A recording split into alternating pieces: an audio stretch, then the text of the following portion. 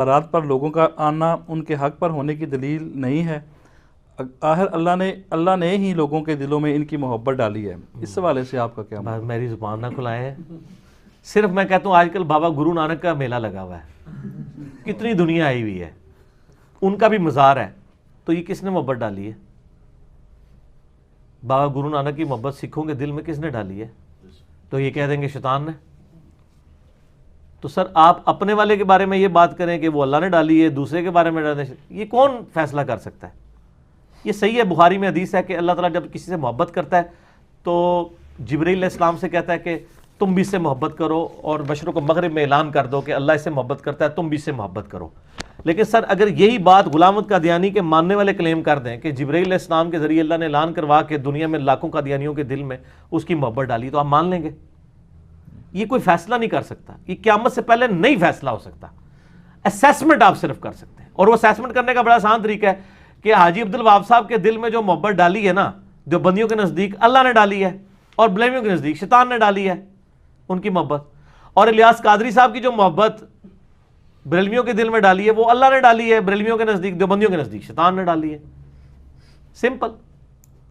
امام کعبہ کی محبت اہل حدیث کے نزدیک اہل حدیث کے دل میں اللہ نے ڈالی ہے، اور بریلوی کہتے ہیں ان کے پیچھے نماز ہی نہیں ہوتی ہے، وہ کہتے ہیں وہ شیطان نے ان کے دل میں محبت ڈال دی ہے.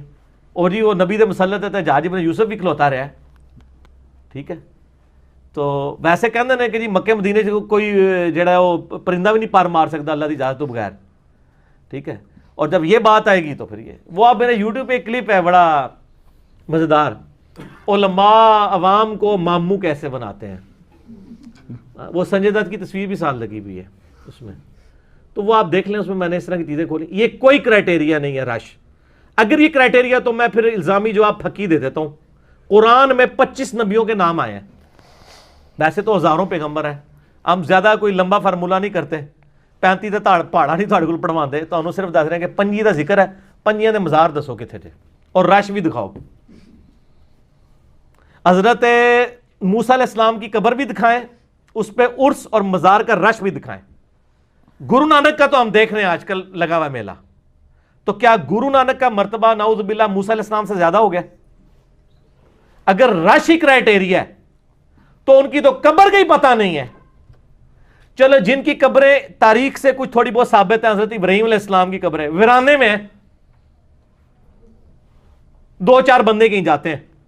نبی علیہ السلام کی قبر مبارک جو ہے وہ اس لیے کہ قیامت تک یہ دین رہنا تھا. ٹھیک ہے، وہ بھی نبی علیہ السلام کی قبر مبارک ہے. نبی علیہ السلام کے جو 1 لاکھ کے قریب اصحاب ہیں ان کی قبریں اور ان کے مزارات پہ رش ذرا دکھائیں. کیا ان صحابہ کا مرتبہ بابوں سے زیادہ نہیں تھا؟ تو ان کے مزارات پہ رش کیوں نہیں ہے؟ دکھائیں کدھر ہے رش. مجھے حضرت ابو ہریرہ کی قبر دکھائیں، ان کا مزار دکھائیں، اور اس پہ رش بھی دکھائیں. میں نام ہی ایسے دس رہے ہیں جنہوں کی قبر تمہیں ڈھونڈنے نہ بھی نہ لبن. تسی کہو گے حضرت ابو بکر عمر کی قبر تک، نہ میں وہ نہیں کہاں گا، میں پڑھا لکھا بندہ، وہ تو نبی الاسلام کے ساتھ دفن ہے نا، ان کے مزار پہ تو لوگ آلریڈی جا رہے ہیں. میں نام وہ لینے ہیں کہ جو پتہ نہ ہو. ابو عبیدہ ابن جرح 10 مبشرہ میں سے ہیں، چلو 10 میں سے مزار بتائیں. حضرت طلحہ کا مزار، حضرت زبیر کا، عبد الرحمن بن عوف کا. ٹھیک ہے، تو اس نہیں دس رہے کہ تھوڑے بابے کی بڑی کہانیاں تمہیں کرا کے گئے نا، جاؤ نا تے ہسو جا کے. ٹھیک ہے، یہ ساری میری ذمہ داری تھی امت کو بتانا. پھر کہتے ہیں جی 1400 سال میں صرف یہی صحیح ہوا ہے. سر یہ سب کچھ پہلے بھی تھے، پہلے بھی کئی انجینئر پیدا ہوئے ہیں، لیکن یوٹیوب حافظہ اللہ نہیں ہوتا تھا. وہ بےچارے اپنے اپنے محلوں میں چیختے ہوئے مر گئے، ان کی آواز دنیا تک نہیں پہنچی. آج بھی یوٹیوب نکل جائے تو انجینئر کا فتنہ کوئی فتنہ ہی نہیں ہے. آپ یوٹیوب ختم کر دیں، دنیا پھر سکون میں ہو جائے گی. جو اپنا وہ سکون ہے، جیسے نشئی پاؤڈری نشہ کر کے سکون میں رہتا ہے نا، اس طرح کی یہ پاؤڈری جو انہوں نے بنائے ہوئے ہیں، خود بھی پاؤڈری، اپنی عوام بھی پاؤڈری، پھر رہیں گے سکون میں. یہ سکون دنیا کا برباد کیا یوٹیوب نے. آج یوٹیوب ختم کر دیں، انجینئر کا فتنہ اس 15x50 کی اکیڈمی سے باہر نہیں جائے گا. سر یہ 10x10 کا کمرہ نہیں ہے، 15x50 ہے. کافی مہنگا قالین پہ آیا ہے، کہتے ہیں 10x10 کے کمرے میں بیٹھتا ہے 10 بندے سامنے بٹھا کے. تو یہ فتنہ باہر نہیں. یہ پہلے بھی ایسے لوگ موجود تھے، لیکن ان کو پلیٹ فارم نہیں ملتا تھا، اس لیے وہ بیچارے رول کھل کے مر گئے. ورنہ ہر علاقے میں ہر جگہ ایسے لوگ موجود رہے ہیں جنہوں نے اپنے اپنے زمانے میں سچائی کا علم بلند کیا ہے. یہ آج سر یوٹیوب ہے جس نے جناب تلپٹ کر دی ہر چیز. ایون آپ حیران ہوں گے جن گاؤں ایریا میں ڈاک بھی نہیں جاتی, ڈاکیا بھی نہیں جاتا, وہاں بھی ہماری ویڈیوز دیکھی جا رہی ہوتی ہیں, کیونکہ موبائل کے سگنل تو آ رہے ہوتے ہیں. سر دعا کرو کہ دنیا تو یوٹیوب اور انٹرنیٹ ختم ہو جائے, اس تو بغیر سکون نہیں جانا. جس طرح اشفاق صاحب کہتے تھے نا, دنیا میں سکون لانا ہے تو دعا کرو پیٹرول دوبارہ زمین ہی بڑھ جائے, نکلے ہی نہ. تو پھر کیا ہوگا, کراچی والے لاہور نوکری کرنے نہیں آئیں گے, لاہور والے کراچی نہیں جائیں گے, جو جدھر ہے وہیں پہ حلوائی کرے گا, اپنی اگا کے کھائے گا. یہ دنیا میں بے سکونی جو ہے پیٹرول کی وجہ سے. آج پیٹرول ختم ہو جائے, جب 2-4 دن کے لیے ہڑتالوں میں ختم ہوتا ہے, کیا ایسے نہ سکون آیا ہوتا ہے نا ہر جگہ. آپ امیجن کریں پیٹرول ختم ہو جائے تو جو جدھر ہے ادھر ہی رہ جائے گا, ٹھیک ہے نا, سکون آ جائے گا, نہ کوئی بھی بچوں کو چھوڑ کے دوسری جگہ جائے گا, ادھر ہی کوئی زمین تاک کے کوئی حلوائی کر کے اپنی 2 وقت کی روٹی کھائے گا. اس لیے پہلے دنیا میں سکون تھا. آپ اپنا سکون چاہتے ہیں نا تو آپ یہ دعا کریں, نہ قبول ہونے والی دعا, کہ یوٹیوب یہ ٹیکنالوجی ختم ہو جائے. ظاہر ہے یہ تو نہیں ہونا, ظاہر ہے اللہ نے اسلام کی نشست ثانیہ نہیں کروانی, کیا اسلام کو غالب نہیں کرنا. هو الذی ارسل رسولہ بالہدی ودین الحق لیظہرہ علی الدین کلہ ولو کرہ المشرکون. چاہے مشرک برا بھی مانے, یہ دین غالب ہوگا. تو سر یہ پہلے بھی ایسے لوگ موجود تھے لیکن ان کی سنوائی کوئی نہیں ہوتی تھی. خلافت و ملوکیت جب 67 میں لکھی گئی ہے, بڑا ادھم مچانا, علماء نے اتنا مس ہینڈل کیا کہ جن کو مولانا مودودی کا تعارف نہیں تھا نا ان کو بھی ہو گیا. لیکن وہ فتنہ اتنا نہ پھیلا, پنجابی والا فتنہ نہیں سر, عربی والا. لیکن آج جب ہم ویڈیو کے اوپر یہ واقعہ کربلا والا ریسرچ پیپر دکھاتے ہیں تو سر خلافت و ملوکیت اگر 1 لاکھ بندے نے پڑھی تھی, یہ تو ملینز آف پیپل تک پہنچ چکا ہے یوٹیوب کی برکت سے. بلکہ اس کی وجہ سے لوگوں نے خلافت و ملوکیت پڑھنی شروع کر دی ہے, پمفلٹ کی وجہ سے اور ہمارے لیکچرز کی وجہ سے. تو یوٹیوب نے بیسیکلی یہ فورم ہمیں دیا ہے, ادروائز تو یہ فتنہ اسی طرح ہی رہ جانا تھا. ہم بھی آتے تھے نا تو ہم بھی کہتے یار یہی ہے. بلکہ شاہ ولی اللہ دہلوی کی آپ حجت اللہ البالغہ پڑھیں. شاہ ولی اللہ بھی پوری زندگی جو ہے وہ قبر پرستی کی زندگی گزاری ہے انہوں نے. پھر قرآن و حدیث پڑھنا شروع کیا تو کہتے ہیں میں اس رزلٹ پہ پہنچا کہ انڈیا پاکستان, یعنی اس وقت جو ہندوستان تھا, وہ کہتے ہیں کوئی بھی بندہ ایسا نہیں جس کے مجھے عقائد صحیح نظر آ رہے ہوں, میں کیا کروں. شاہ ولی اللہ. پھر وہ کہتے ہیں میں نے خواب میں نبی علیہ السلام کو خواب میں دیکھا, حضرت حسین علیہ السلام بھی تھے ساتھ. تو حسین علیہ السلام نے مجھے خواب میں ایک قلم دیا. کہتے ہیں میری آنکھ کھل گئی. اس کے آگے یہ نہیں لکھا ہوا کہ وہ قلم میرے سرانے پڑا ہوا تھا, یہ تو آڈا خواب ہونا تھا, یہ کچھ نکلتا انجینئرنگ نال کروں گا. وہ ایک خواب میں اشارہ تھا کہ جو تمہیں سچائی سمجھ آئی ہے تم لکھ دو. پھر انہوں نے حجت اللہ البالغہ لکھی.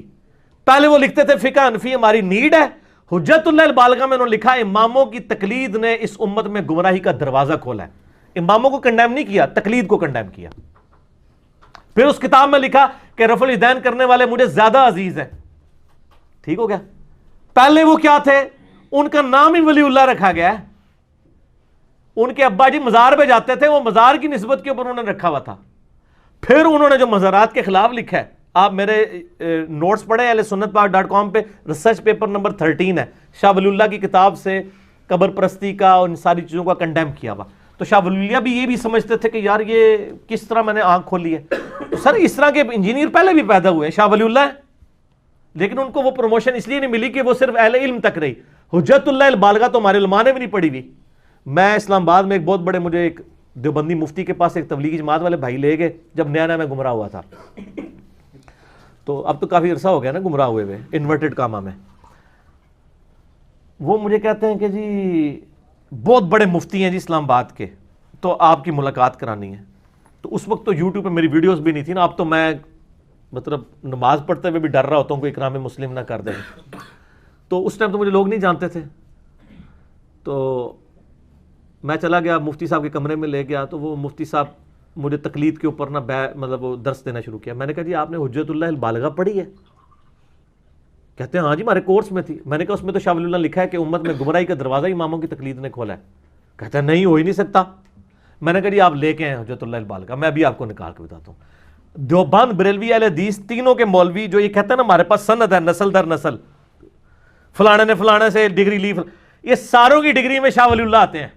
شاہ ولی اللہ نو کھچ لو نا, جس طرح بلڈنگ دے تسی بنیاد ہی کھچ لو نا, دڑال کر کے ڈگ پیندے نے ترے.